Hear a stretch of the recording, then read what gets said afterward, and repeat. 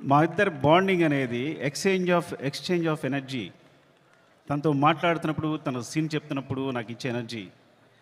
ఎప్పుడైనా ఒక సీను రావాల్సిన పోరాటం చేస్తాడు.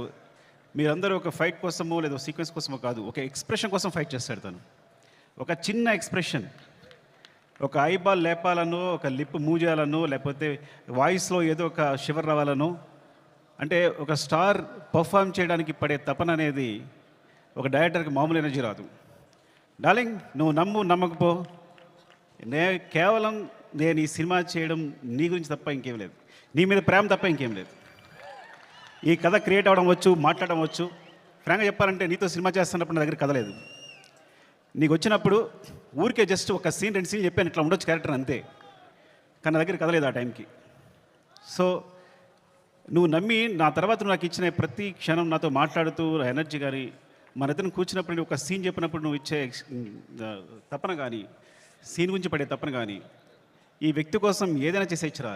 బికాజ్ సినిమానే మా ప్రపంచం.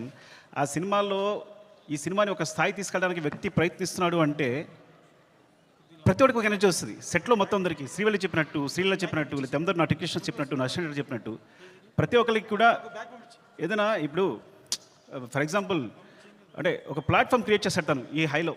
అది మైత్రి మూవీ కేసు అయినా మేమందరైనా సరే ఈ ప్లాట్ఫామ్లో మమ్మల్ని కూర్చోబెడతాడు. ఆ హైట్లోనే మమ్మల్ని చేయాల్సి వస్తుంది. ఈ హైట్లోనే అందరూ, నేను కూడా అక్కడికి ఎక్కి వర్క్ చేయాలి.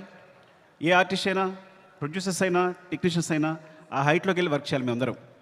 సో తను ఒక ప్లాట్ఫామ్ అంత హైలో క్రియేట్ చేస్తాడు కాబట్టి మీరు చూసారు కదా టీజర్లో ఉంటుంది, తను ఎక్కడ నిలబడతాడు చూసారా, అక్కడ మనందరినీ తీసుకెళ్తాడు. అక్కడ తీసుకెళ్ళి అందరినీ కూర్చోబెడతాడు, అక్కడ వర్క్ చేస్తాడు. అలా వర్క్ చేయడం వల్ల వచ్చిన మూవీస్నే పుష్ప 1, పుష్ప 2.